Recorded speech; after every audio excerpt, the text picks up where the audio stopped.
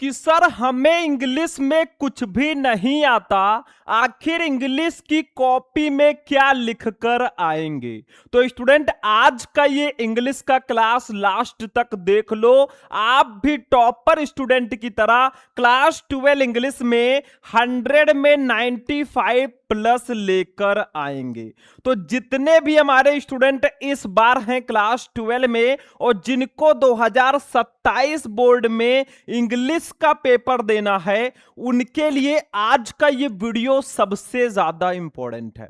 बहुत सारे हमारे स्टूडेंट कमेंट करते हैं सर जी हमें इंग्लिश का ई भी नहीं आता, मतलब इंग्लिश में कैसे अनसीन पैसेज सॉल्व करते हैं वो हमें नहीं आता, आर्टिकल और लेटर कैसे लिखेंगे वो भी नहीं आता, इंग्लिश ग्रामर के क्वेश्चन का आंसर कैसे देंगे, सेक्शन डी जो लिटरेचर होता है उसका आंसर कैसे देंगे। तो बिल्कुल टेंशन फ्री हो जाइए, क्योंकि आज मैं आपके लिए लेकर आया हूं क्लास 12 इंग्लिश का एक मॉडल पेपर। और ये इंग्लिश का एक ऐसा गेस्ट पेपर है ना कि इस पेपर में से बहुत सारे क्वेश्चन इस बार आपके बोर्ड एग्जाम में आ सकते हैं। और सबसे इंपॉर्टेंट बात यह है ना कि इस वीडियो में मैं आपको, अगर मान लो आप एग्जाम हॉल में बैठे हो, आपके सामने इंग्लिश का पेपर है और आपको कुछ भी नहीं आ रहा है, तो कैसे आप ट्रिक के साथ अनसीन पैसेज को सॉल्व करोगे, कैसे आर्टिकल और लेटर लिखोगे, सब कुछ कैसे लिखोगे वो भी मैं इसी वीडियो में बताऊंगा। तो भैया जब आपके सामने पेपर आएगा ना, यहां पे रोल नंबर डाल देना और यहां पे अपना नाम डाल देना। ये इंग्लिश का एक मॉडल पेपर है, इस साइड में आपको पेपर कोड दिया जाएगा, जैसे पेपर कोड दिया गया 316 QS। और इस पूरे 100 नंबर के पेपर को मैं सॉल्यूशन के साथ बताऊंगा। समय आपको 3 घंटे 15 मिनट दिया जाएगा पूरा पेपर करने के लिए। तो देखिए यहां पे कुछ निर्देश आपको दिए गए, इंस्ट्रक्शन कि 15 minutes are allotted to the candidates for reading the question paper. मतलब आपको 15 मिनट ना पेपर पढ़ने के लिए दिया जाता है।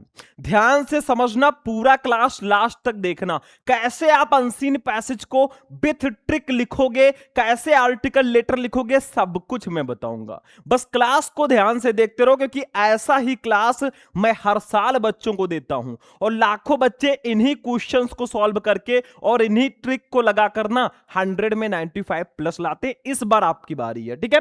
देखो this question paper is divided into 4 section.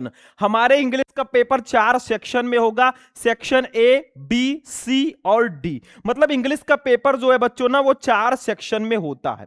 All questions from all the section are compulsory. सभी सेक्शन के सभी क्वेश्चन आपको करने हैं। Marks are indicated against each question, मतलब जो क्वेश्चन जितने नंबर का है उसके सामने दिया गया है। तो चलिए भैया अपने पेपर को स्टार्ट करते हैं। यहां से हमारा असली युद्ध शुरू होगा। सबसे पहले हमारे इंग्लिश के पेपर में होगा सेक्शन ए, और सेक्शन ए को हम बोलेंगे भैया रीडिंग सेक्शन। ये टोटल 15 नंबर का आपके बोर्ड एग्जाम में आता है। कितने नंबर का? 15 नंबर का। और इसमें आपका एक अनसीन पैसेज दिया जाता है। क्या रहेगा ध्यान से समझ लो। देखो आपको एक अनसीन पैसेज दिया जाएगा, यहां से स्टार्ट हुआ है मैनी पीपल, ठीक है, और आपका अनसीन पैसेज यहां तक है, ठीक। फिर इसके नीचे आपको क्वेश्चन दिए जाएंगे। देखो क्वेश्चन कैसे रहेंगे, ए बी सी डी करके 3-3 नंबर के 4 क्वेश्चन रहेंगे और 3 नंबर की वोकेबुलरी रहेगी, एक एक नंबर का। और इन सारे क्वेश्चन का आंसर कहां मिलेगा भैया? इन सारे क्वेश्चन का आंसर जो है आपको इसी अनसीन पैसेज में मिलेगा। बस आपको ढूंढ ढूंढ कर लिखना है। देखो भैया हम टीचर हैं तो हम आपको हिंदी मीनिंग के साथ बताएंगे, लेकिन अगर मान लीजिए आपको हिंदी मीनिंग नहीं आ रहा है तो कैसे ट्रिक के साथ आंसर लिखोगे वो भी मैं बताऊंगा। मैं ऐसे नहीं क्लास लेकर आया हूं, देखिए मैं नीचे आपको आंसर लिखना भी सिखाऊंगा। तो चलिए सबसे पहले हम क्या करेंगे, बहुत ध्यान से समझो। सबसे पहले इस अनसीन पैसेज को मैं आपको पढ़ाता हूं हिंदी हिंदी मीनिंग के साथ। ठीक है, अगर हिंदी मीनिंग नहीं आएगा तो वो ट्रिक भी मैं अभी बताऊंगा। तो चलिए देखते हैं। Read the following passage carefully and answer the question that follow. आपको अनसीन पैसेज ध्यान से पढ़ना है और उसके नीचे जो 15 नंबर के क्वेश्चन है ना, उसका आंसर आपको लिखना है अनसीन पैसेज में से ढूंढ ढूंढ कर। तो चलिए भैया देखते हैं। सबसे पहले देखो, मैनी पीपल कंप्लेन, बहुत सारे लोग शिकायत करते हैं दैट की दे हैव ब्रोकन डाउन, वो टूट चुके हैं थ्रो ओवर वर्क, यानी कि अत्यधिक काम के कारण। तो बहुत सारे लोग शिकायत करते हैं ना कि वो अत्यधिक काम के कारण टूट गए हैं। कुछ लोग कहते हैं भाई तुम क्या काम कर रहे हो, हम अपने जमाने में इतना काम करते थे ना। बहुत सारे लोग शिकायत करते हैं कि मैं बहुत ज्यादा काम करता हूं इसीलिए मेरा ऐसा हाल है, मैं टूट चुका हूं। ठीक है, लेकिन होता क्या है देखो, इन the majority of such cases, यानी कि ऐसे अधिकतर मामलों में द ब्रेकडाउन, टूटने का, इज मोर फ्रीक्वेंटली, यानी कि ज्यादातर अधिकतर, द रिजल्ट, यानी कि परिणाम ऑफ फूलिसी वेस्टेड एनर्जी, यानी कि मूर्खतापूर्ण तरीके से बर्बाद की गई ऊर्जा। मतलब कहा जा रहा है in the majority of such cases, ऐसे अधिकतर मामलों में the breakdown is more frequently, यानी कि टूटने का जो अधिकतर कारण होता है the result of foolishly wasted energy, यानी कि मूर्खतापूर्ण तरीके से बर्बाद की गई ऊर्जा का परिणाम होता है। लोग क्यों टूट जाते हैं? क्योंकि वो मूर्खतापूर्ण तरीके से अपनी ऊर्जा को बर्बाद करते हैं। ठीक है, आगे देखो, if you would secure health, अगर आप अपना स्वास्थ्य बनाए रखना चाहते हैं, यू मस्ट लर्न, आपको सीखना चाहिए, टू वर्क, काम करना, विदाउट फ्रिक्शन, बिना किसी घर्षण के, यानी कि बिना किसी तनाव के। तो अगर आप जीवन में स्वस्थ रहना चाहते हैं ना, अगर आप अपने स्वास्थ्य को बनाए रखना चाहते हैं, तो आपको बिना किसी तनाव के काम करना चाहिए। मतलब बिल्कुल टेंशन फ्री होके एंजॉय के साथ काम करो, पैसे कमाओ और भाई टेंशन फ्री रहो। ठीक है, आगे देखो, क्योंकि हर टेंशन का जो इलाज है भाई ना, वो पैसा है। ठीक, आगे देखो, टू बीकम एनेक्सियस, यानी कि चिंतित होकर, और एक्साइटेड या उत्तेजित होना, और टू वरी या फिर चिंता करना, ओवर नीडलेस डिटेल्स, यानी कि अनावश्यक विवरणों पर, इज टू इनवाइट, वो आमंत्रित करता है, ए ब्रेकडाउन, टूटने को। यानी कि टू बीकम एनेक्सियस, चिंतित होना, ठीक है, या चिंता करना, टू एक्साइटेड, उत्तेजित होना, या फिर किसी अनावश्यक बात को लेकर चिंता करना, ये जो है टूटने को आमंत्रित करता है। लोग क्यों टूटते हैं, क्यों वो टूट जाते हैं? वो कहते हैं भाई अब मुझसे नहीं होगा, क्योंकि वो बहुत ज्यादा चिंता करते हैं, बहुत ज्यादा उत्तेजित होते हैं, या फिर किसी बात को लेकर ना बहुत टेंशन में रहते हैं, इसीलिए वो टूट जाते हैं। तो टेंशन नहीं लेना है भाई, टेंशन गया पेंशन लेने। आगे देखो, वर्क वेदर ऑफ ब्रेन और बॉडी, काम चाहे दिमाग का हो या शरीर का हो, इज बेनिफिशियल, लाभदायक है, एंड और हेल्थ गिविंग, स्वास्थ्यवर्धक है। मतलब काम चाहे दिमाग का हो या शरीर का हो, वो हमारे लिए लाभदायक और स्वास्थ्यवर्धक है। मतलब हम चाहे दिमाग से काम करें भाई तो भी हमारा ही फायदा है, और चाहे हम शरीर से मेहनत करें तो भी हमें कुछ ना कुछ मिलेगा, साथ में हमारा हेल्थ भी बना रहेगा। ठीक है, द मैन, और जो व्यक्ति, हु कैन वर्क, जो काम करता है, विथ ए स्टडी एंड काम परसिस्टेंसी। मतलब the man who can work, वो व्यक्ति जो काम करता है, विथ ए स्टडी का मतलब होता है स्थिर, एंड काम परसिस्टेंसी, यानी कि शांत दृढ़ता के साथ, फ्रीड फ्रॉम ऑल एंजाइटी, वो सभी प्रकार की चिंताओं से, एंड वरी, और दुखों से मुक्त होता है। मतलब जो व्यक्ति स्थिर और दृढ़ और शांत दृढ़ता के साथ काम करता है ना, वो सभी प्रकार की चिंताओं और दुखों से मुक्त होता है। अब आगे देखिए क्या है, यहां से देखिए, यहां से, ठीक है, एंड और, ठीक है, एंड और विथ हिज माइंड, यानी कि उसका दिमाग अटरली ऑब्लिजियस, यानी कि बेखबर होता है टू ऑल, सभी से, बट लेकिन द वर्क, जो काम, ही हैज इन हैंड, जो उसके काम में, उसके हाथ में है। मतलब वो व्यक्ति जो अपने हाथ में जो रखे काम है, उसके अलावा अन्य कामों से पूरी तरह बेखबर रहता है। जैसे अगर आप पढ़ाई कर रहे हो ना, तो अगर आप अपने पढ़ाई को अच्छे से कर रहे हो, बाकी चीजों से बिल्कुल बेखबर हो कि हमें रील भी देखना है, शॉर्ट भी देखना है, तो आप क्या करोगे? देखो ध्यान से, विल नॉट ओनली, वो ना केवल अकॉम्प्लिश पूरा करेगा, संपन्न करेगा, फॉर मोर देन, उससे ज्यादा, द मैन हु, जो हमेशा ही जालबेज, हमेशा हरीड, जल्दबाजी में रहते हैं, एंड एनेक्सियस, और चिंतित रहते हैं।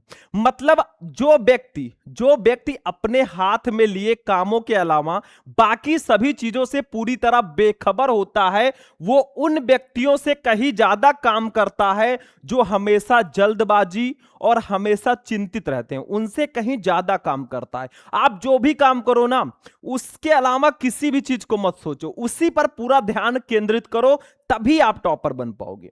आगे देखो क्या है, बट लेकिन he will retain his health, वो अपने स्वास्थ्य को भी बरकरार रखेगा। ये बून जो कि वरदान है, हुइच जो द अदर, दूसरे लोग क्विकली यानी कि जल्दी से फॉरफिट्स खो देते हैं, और ये एक वरदान है, वो हमेशा अपने स्वास्थ्य को भी बरकरार रखेगा, और ये एक वरदान है जो दूसरे हमेशा खो देते हैं। तो हमेशा जो भी काम करो ना, जल्दबाजी में मत करो, और जो भी काम करो उस पर पूरा ध्यान अपना केंद्रित करो। अब देखो भैया, हमने आपको हिंदी मीनिंग भी बता दिया।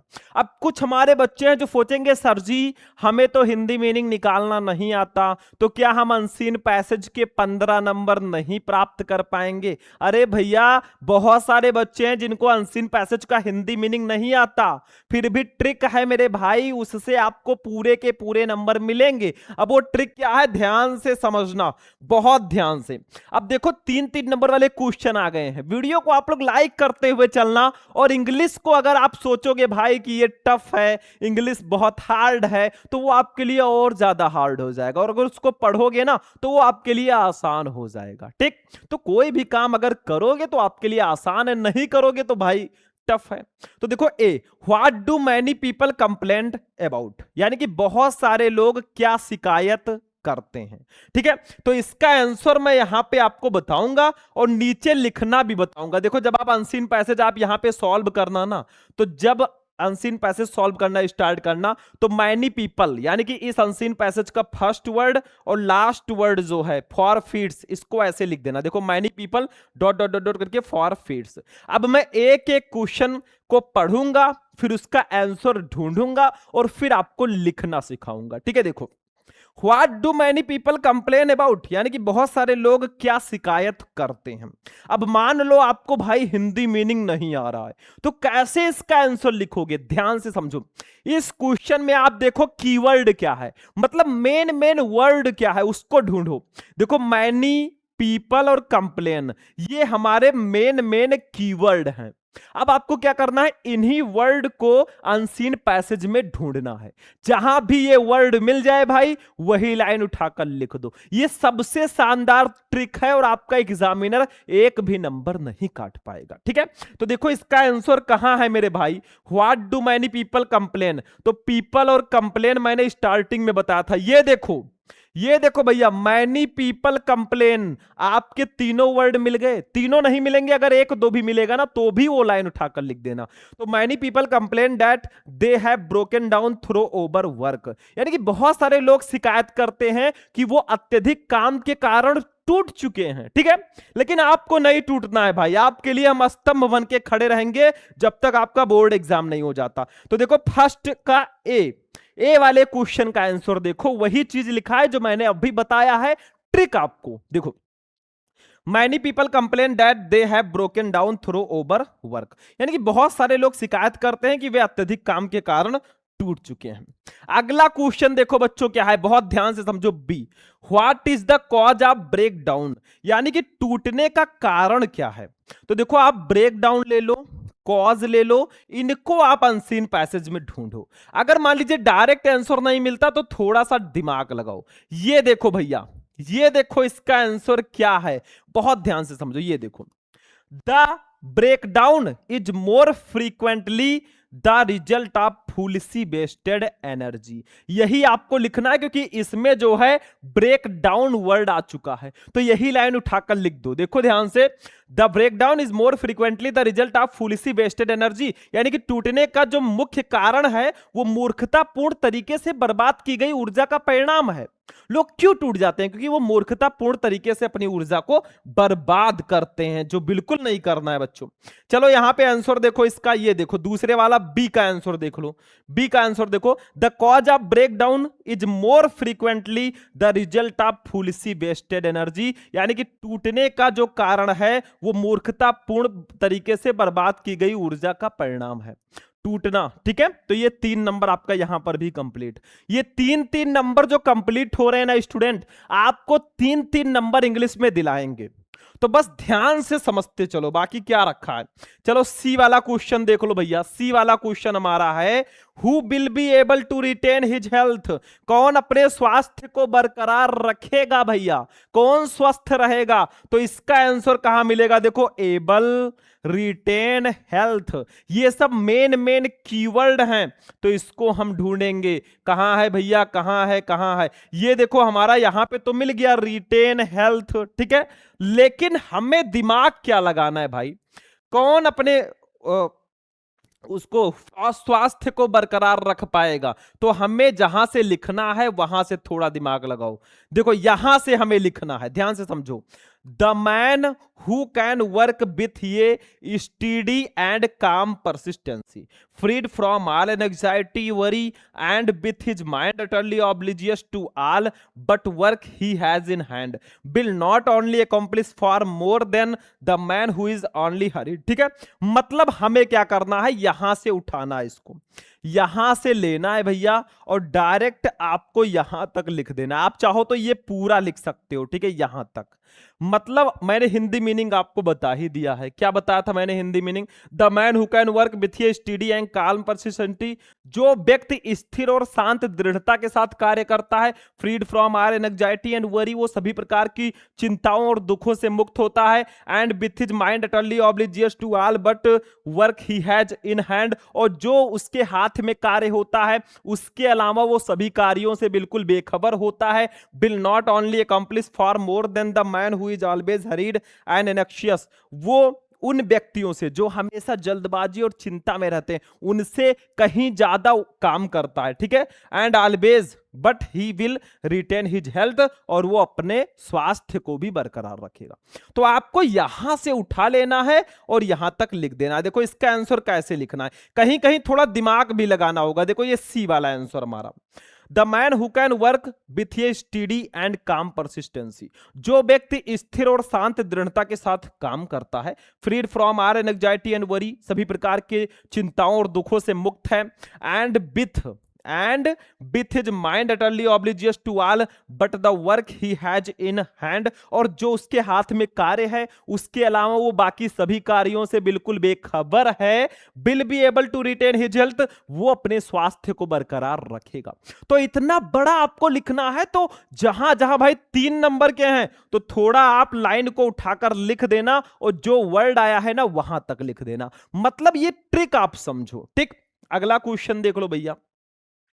अगला क्वेश्चन हमारा है डी वाला, what is useful and health giving, कौन लाभदायक और स्वास्थ्यवर्धक है? तो यहां पे यूजफुल, हेल्थ गिविंग ये कीवर्ड है, इसको इसमें ढूंढो, कहीं पे है, कहीं पे है भैया, इसमें कहीं ना कहीं होगा। ठीक है, शायद ऊपर होगा, इसमें ढूंढो कि कौन लाभदायक और स्वास्थ्यवर्धक है। ये देखो भैया लिखा है सीधा सीधा, यहां पे हमारा मिल गया है। देखो ये बेनिफिशियल एंड हेल्थ गिविंग मिल गया, तो यहां से उठाओ। देखो वर्क वेदर ऑफ ब्रेन और body is beneficial and health giving, यानी कि काम चाहे दिमाग का हो या शरीर का हो, वो हमारे लिए लाभदायक और स्वास्थ्यवर्धक है। यही उठाकर हमें यहां पे लिख देना। देखो डी वाले का आंसर हमें लिखना है, ध्यान से समझना, डी वाला, वर्क वेदर ऑफ ब्रेन और body useful and health giving, यानी कि काम चाहे दिमाग का हो या शरीर का, वो हमारे लिए लाभदायक और स्वास्थ्यवर्धक है। अब हमारे 12 नंबर तो कंप्लीट हो गए। देखो ABCD करके 4 क्वेश्चन हो गए, 3-3 नंबर, 12 नंबर के। लेकिन 3 नंबर की वोकेबुलरी आएगी। देखो यहां पे 3 नंबर की वोकेबुलरी टाइप के क्वेश्चन। देखो ई का first, which word in the passage means loss of health, इस पैसेज में किसका मतलब लॉस ऑफ हेल्थ है? लॉस ऑफ हेल्थ का मतलब होता है बच्चों ब्रेक डाउन, तो यही आपका वो वर्ड होगा। ठीक है, ब्रेक डाउन मतलब टूटना, मतलब अपने स्वास्थ्य की हानि समझ लो। ठीक है, तो इसको ऐसे लिखेंगे, देखो ई का फर्स्ट वाला लिखेंगे the word in the passage that means loss of health is break down, यानी कि इस पैसेज में लॉस ऑफ हेल्थ का मतलब होता है टूटना, ब्रेक डाउन। एक नंबर भैया कंप्लीट है। चलो अगला देख लो भैया, अगला क्वेश्चन है, ध्यान से समझो, टाइम लग रहा है लेकिन आपका 15 नंबर समझ लो फिक्स है। दूसरा देखो, which word in the passage the opposite to the word curse, इस पैसेज में कर्स का अपोजिट क्या है? कर्स का मतलब होता है अभिशाप, इसका अपोजिट होगा बून। तो देखो कहीं बून है इसमें, बून, ये देखो भैया ये कर्स का अपोजिट है, तो इसको ऐसे लिखेंगे। देखो तीसरा वाला फटाफट, ई का तीसरा देखो ये क्या है, दूसरा वाला, the word in the passage that is opposite to the word curse is boon, मतलब कर्स का जो अपोजिट है बच्चों वो बून होगा। बस हो गया, ठीक है। अगला क्वेश्चन देख लो भैया, लास्ट क्वेश्चन हमारे अनसीन पैसेज का। देखो, write the adverb form of the word complete, complete का एडवर्ब फॉर्म लिखिए। कंप्लीट का मतलब पूर्ति, ठीक है, पूरा करना। तो ये देखो the adverb form of the word complete is completely, complete का एडवर्ब फॉर्म होगा कंप्लीटली, मतलब पूरी तरह से, ठीक है। तो भैया आपके टोटल 15 नंबर के अनसीन पैसेज मैंने बता दिए, विथ ट्रिक कैसे आंसर लिखना है वो भी मैंने बता दिया, ठीक है। बाकी कुछ बच्चे कहते रहते हैं सर जी पीडीएफ दे देते, या फिर हमें अच्छे अच्छे पेपर दीजिए, मॉडल पेपर, पीडीएफ सारे इंपॉर्टेंट क्वेश्चन का दे दीजिए। तो भाई चाहिए ना, तो आप लोग फटाफट मुझसे कांटेक्ट करना, या हमारे क्रैश कोर्स से ज्वाइन होना है तो इस नंबर पर कांटेक्ट करना 9918332305, ठीक है, व्हाट्सएप नंबर है, सारे बच्चे आप कांटेक्ट कर सकते हो। चलो बच्चों आप चलते हैं सेक्शन बी पे। सेक्शन बी है राइटिंग। भैया टोटल 20 नंबर का ये आता है, इसमें क्या आएगा? 10 नंबर का आर्टिकल, 10 नंबर का लेटर। देखो दूसरा, right an article on any one of the following topic in about 100 to 150 word. आपको 100 से 150 वर्ड में आर्टिकल लिखना है। 3 आर्टिकल रहेंगे, लिखना एक ही होगा। देखो importance of games and sports, खेल कूद का महत्व, ऑनलाइन क्लासेज, ऑनलाइन कक्षाएं, या how to make good health, अच्छा स्वास्थ्य कैसे बनाएं। तीनों में से किसी एक पर लिखना है। जब भी आर्टिकल लिखना, या तो आप बच्चों हेडिंग डाल डाल के लिख देना, और या तो आप भैया पैराग्राफ वाइज 2-3 पैराग्राफ में लिख देना। और आर्टिकल पर मैं पहले ही वीडियो बना चुका हूं, यूट्यूब पे सर्च करो class 12 English important article, Shubham lecturer, class हाजिर है, जाकर देखो फटाफट।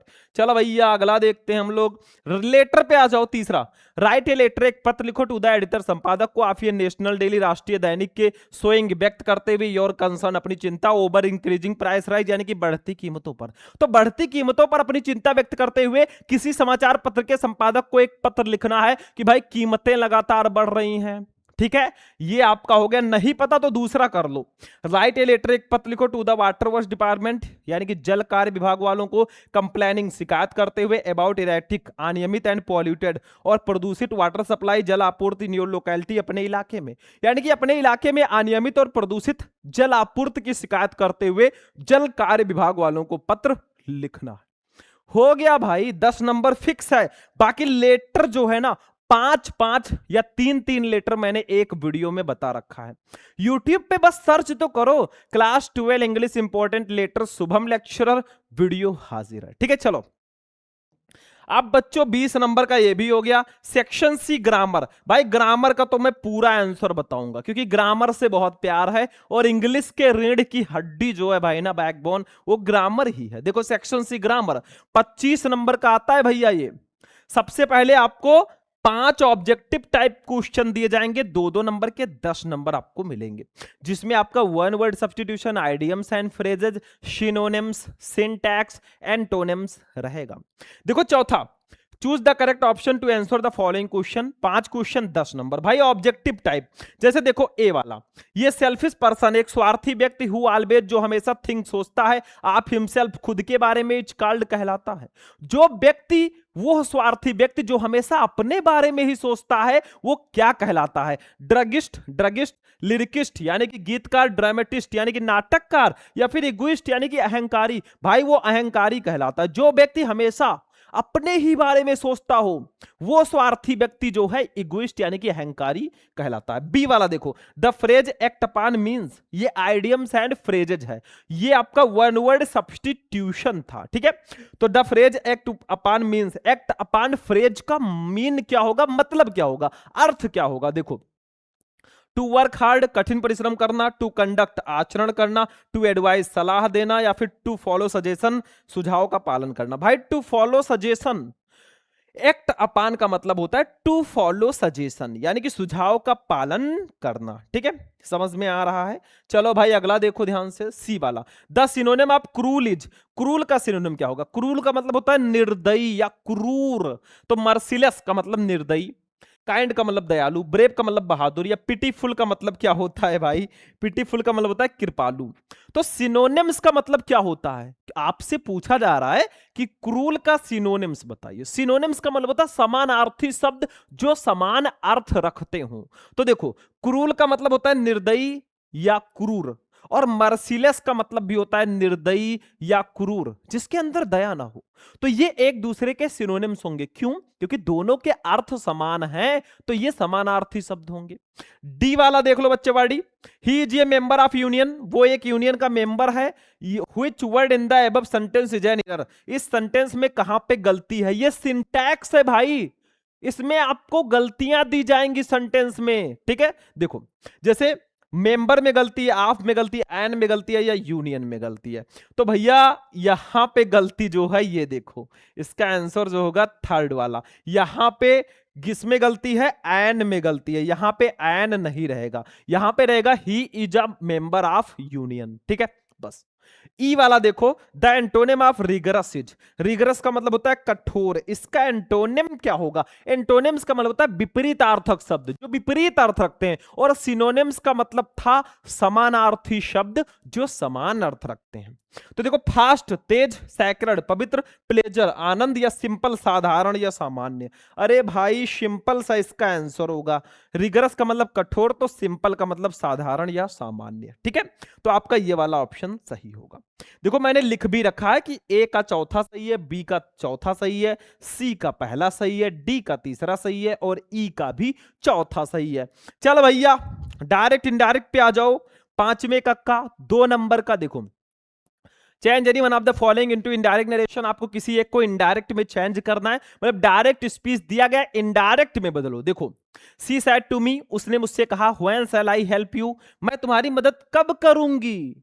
ये कौन सा सेंटेंस है भाई? इंट्रोगेटिव है, सेल बिल लगा है, तो जब इसको इनडायरेक्ट में बदलोगे तो सुड उड में बदलेगा। तो ऐसे लिखो, सी सेड टू के स्थान पर आस्क्ड लगेगा। क्यों? क्योंकि ये आपका इंट्रोगेटिव है, इंट्रोगेटिव में आस्क्ड का यूज करते हैं। मी, व्हेन आपका व्हेन ही रहेगा, क्योंकि अगर क्वेश्चन वर्ड आ जाता है तो डायरेक्टली हम क्वेश्चन वर्ड लिखते हैं।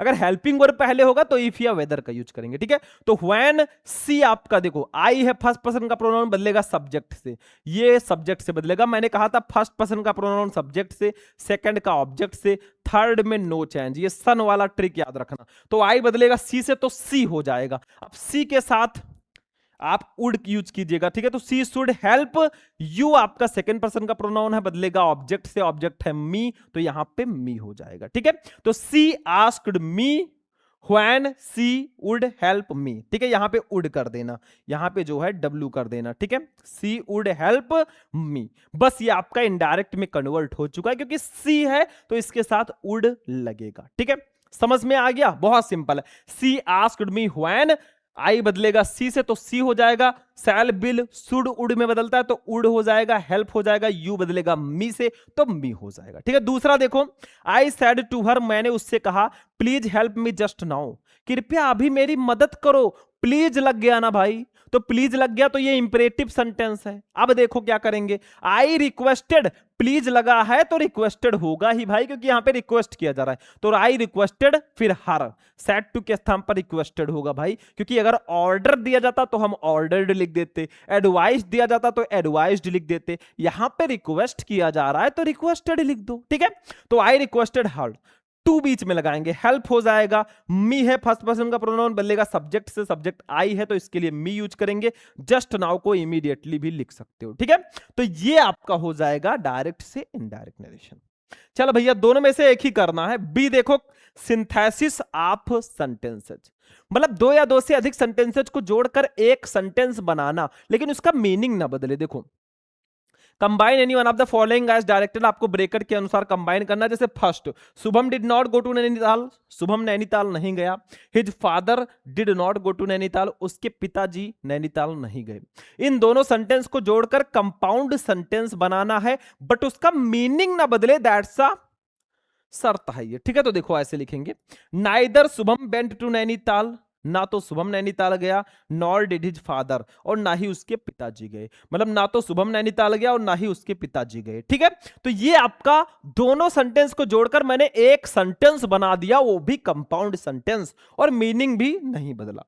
अगला देखो दूसरा वाला, he gave them his advice, उसने उन्हें सलाह दी, उसने उन्हें अपनी सलाह दी। ही हेल्प्ड देम लाइबरली, उसने उनकी उदारता पूर्वक मदद की। इसको सिंपल सेंटेंस में बदलना है, तो इसको ऐसे लिखेंगे, besides giving them his advice, यानी कि उन्हें अपनी सलाह देने के अलावा, ठीक है, ही हेल्प्ड देम लाइबरली, उसने उनकी उदारता पूर्वक मदद की, ठीक है। तो दोनों सेंटेंस को जोड़कर मैंने एक सेंटेंस बना दिया है, ठीक है। ये दोनों, ये आपके सिंथेसिस हैं। चलिए ट्रांसफॉर्मेशन को देखते हैं।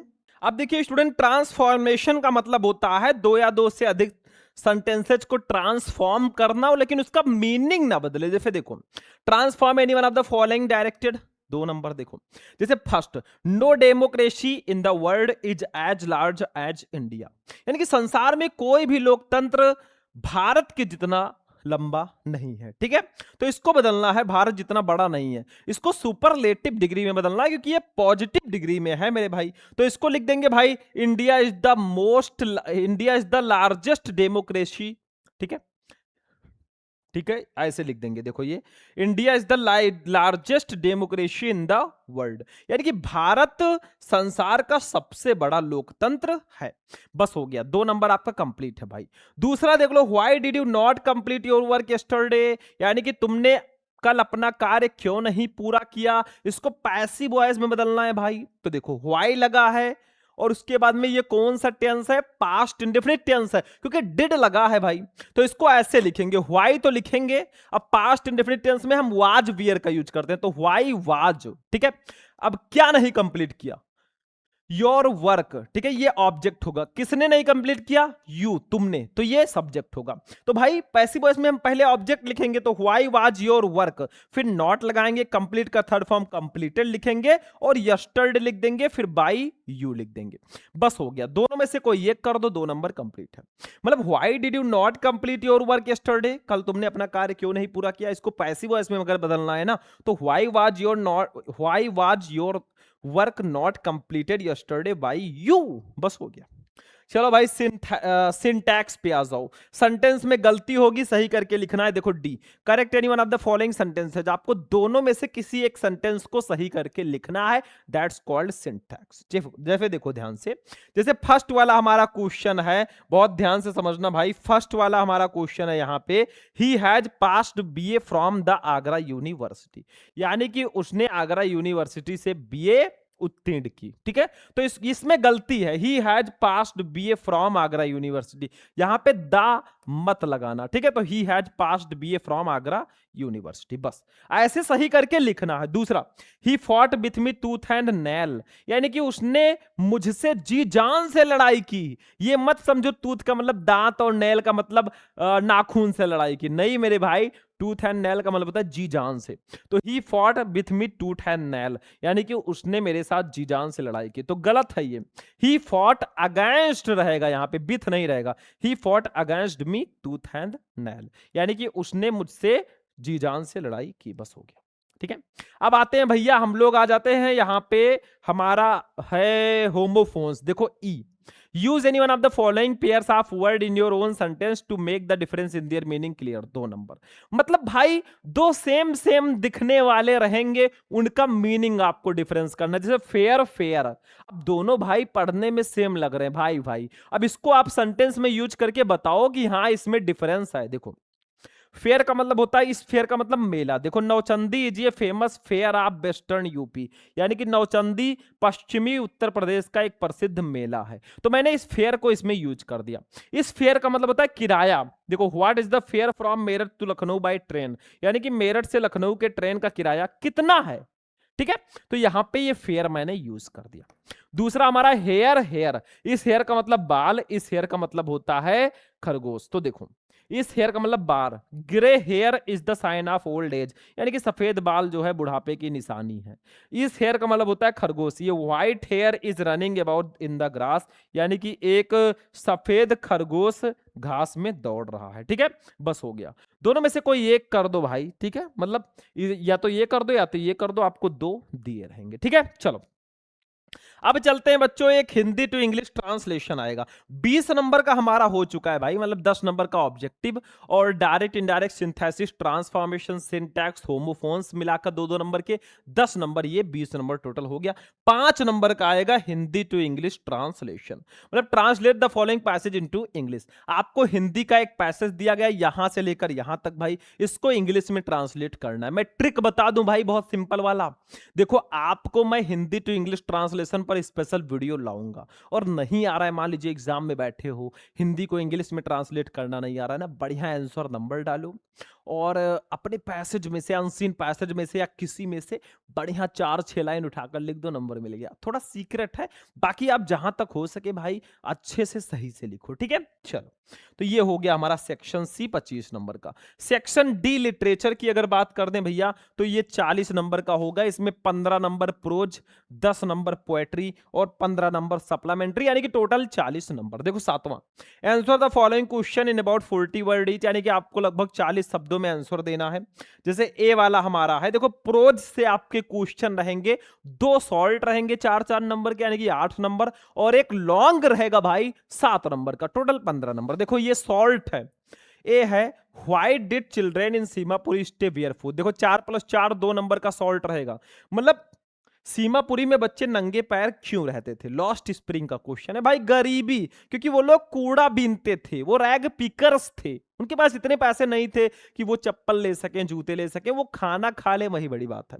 नहीं पता तो दूसरा कर लो, what did the instructor do to train Douglas, यानी कि प्रशिक्षक ने डगलस को प्रशिक्षित करने के लिए क्या किया, ट्रेन करने के लिए क्या किया। डीप वाटर का क्वेश्चन है, दोनों में से कोई एक कर लो। ऐसे एक सॉल्ट और रहेगा B, what made the peddler think that he had indeed fallen into a rat trap, यानी कि फेरी वाले को ऐसा क्यों लगा कि वो सचमुच एक चूहे दानी में गिर गया है। नहीं पता है तो और लगा है, देखो how did Gandhi ji change the plight of the peasants of Champaran, यानी कि गांधी जी ने चंपारण के किसानों की दुर्दशा को कैसे चेंज किया, कैसे बदला। ठीक है, तो ये इंडिगो का क्वेश्चन है, ये द रैट ट्रैप का है। अब एक लॉन्ग रहेगा भाई, देखो इन सब पर मैं पहले भी क्लास दे चुका हूं, यूट्यूब पे सर्च करना class 12 English important question, Shubham lecturer, आपको क्लास मिल जाएगा, और आगे भी मैं देता रहूंगा, वो टेंशन मत लो। 8वां, अब एक लॉन्ग रहेगा 7 नंबर का, यहां पे देखो answer any one of the following question in about 80 word, आपको लगभग 80 शब्दों में आंसर देना। जैसे A, how did Gandhi ji reach Champaran and what did he do there, यानी कि गांधी जी चंपारण कैसे पहुंचे और वहां पर उन्होंने क्या किया। इंडिगो का क्वेश्चन है, नहीं पता है तो बी वाला कर लो भाई। Describe the life of people working in the glass bangle industry, यानी कि कांच की चूड़ी उद्योग में काम करने वाले लोगों के जीवन का वर्णन करो भाई, कि कितने खतरे हैं, कैसे क्या होता है। दोनों में से कोई एक कर दो, 7 नंबर फिक्स है, मतलब 8 नंबर सॉल्ट का, 7 नंबर लॉन्ग का, टोटल 15 नंबर का आपका प्रोज से क्वेश्चन रहेगा। अब पोएट्री पे चलेंगे भाई, पोएट्री में सबसे पहले एक स्टैंजा आएगा, देखो 9, read the following extract carefully and answer the question that follow, 6 number. जैसे देखो ये लिखा है, I looked again at her wan pale as a late winter's moon and felt that old familiar ache my childhood sphere, but all I said was you soon Amma, all I did was smile and smile and smile. ठीक है, ये my mother eight 66 का भैया बहुत important stanza है, इसको पढ़ो। नीचे ABC करके 3 क्वेश्चन दिए गए बेटा, 2-2 नंबर के और 6 नंबर अपने ले जाओ। स्टैंजा पर मैं स्पेशल वीडियो लाऊंगा, जो भी क्लास आपको चाहिए ना, सारे बच्चे कमेंट कर दिया कीजिए कि सर जी हमें इस टॉपिक पर क्लास चाहिए, मैं लेकर आ जाऊंगा। अब आते हैं हमारे पूरे इंग्लिश का इकलौता ऐसा टॉपिक है ना जो 100% फिक्स होता है, वो है सेंट्रल आइडिया। देखो write the central idea of any one of the following poems, 4 number. जैसे keeping quiet, my mother 66 a thing of beauty. देखो अगर आप इन 3 सेंट्रल आइडिया को तैयार कर लेते हो भैया ना, 100% फिक्स है। ये मैं नहीं कह रहा, ये रिकॉर्ड बोलता है। आप किसी भी इंग्लिश के टीचर से जाकर पूछ लो, सर सेंट्रल आइडिया फिक्स होता है? हाँ, इकलौता ये टॉपिक है इंग्लिश में जो 100% फिक्स है। आप ये तीनों याद कर लेना, नंबर फिक्स है। तो 6 और 4 10 नंबर का आपका पोएट्री से क्वेश्चन आएगा, एक स्टैंजा एक सेंट्रल आइडिया। सप्लीमेंट्री पे चलेंगे भाई, ये भी प्रोज की तरह रहेगा, 2 शॉर्ट आंसर टाइप क्वेश्चन, एक लॉन्ग क्वेश्चन। देखो, answer the following question in about 40 word, लगभग 40 शब्दों में आंसर दो। जैसे A, what was the third level, third level क्या था? वेयर वाज इट सिचुएटेड, ये कहां स्थित था? पता है तो करो, नहीं तो और लगा है। Why did the tiger king decide to marry, यानी कि टाइगर किंग ने शादी करने का फैसला क्यों किया? ये थर्ड लेवल का है, ये द टाइगर किंग का है, दोनों में से कोई एक कर दो। B, describe the environment of Antarctica, Antarctica के पर्यावरण का वर्णन करो। भाई journey to the end of the earth chapter का है, नहीं पता है तो और लगा है। How did doctor Sadao operate the white man, doctor Sadao ने व्हाइट मैन का ऑपरेशन कैसे किया? बस दोनों में से कोई एक कर दो। हमारे पूरे इंग्लिश का लास्ट क्वेश्चन अब आएगा 12 नंबर, और पूरे इंग्लिश में 12 क्वेश्चन हैं। उसमें भी आप सोच रहे हो कि सर क्या होगा? कुछ नहीं होगा।